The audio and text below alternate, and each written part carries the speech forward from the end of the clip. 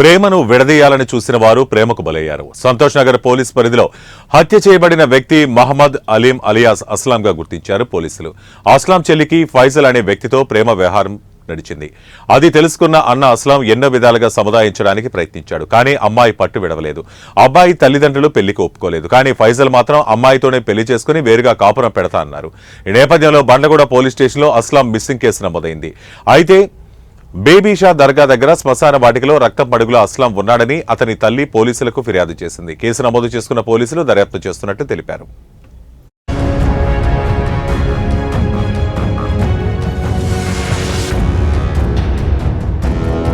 Rehana Begum, wife of Mohammed Fayaz, age 40 years. ఈమె బండ్లగూడ ఏరియాలో ఉంటుంది. ఈమె 11:30 గంటల సమయంలో police station Santosh Nagar PS వచ్చి వాళ్ళ యొక్క కొడుకు మహమ్మద్ అస్లాం అనే అతను నిన్న మధ్యాహ్నం 2:30 నుంచి ఇంట్లోంచి బయటకు వెళ్ళిండని, తర్వాత తిరిగి ఇంటికి రాలేదని, ఈ రోజు అతను బేబీషా దర్గా ఎదురుగా ఉన్న కబర్స్థాన్ యందు రక్తపు గాయాలతో, శరీరం యందు రక్తపు గాయాలతో పడి ఉన్నట్లు ఆమె చూసి పోలీస్ స్టేషన్ వచ్చి ఫిర్యాదు చేయడం జరిగింది. ఆ ఫిర్యాదులో భాగంగా మేము ఈ మర్డర్ కేసులో ఎఫ్ఐఆర్ రిజిస్టర్ చేయడం జరిగింది. దాని ప్రకారం ఎఫ్ఐఆర్ అయిన తర్వాత బాడీని ఉస్మానియా హాస్పిటల్కి పోస్ట్ మార్టం నిమిత్తం షిఫ్ట్ చేయడం జరిగింది.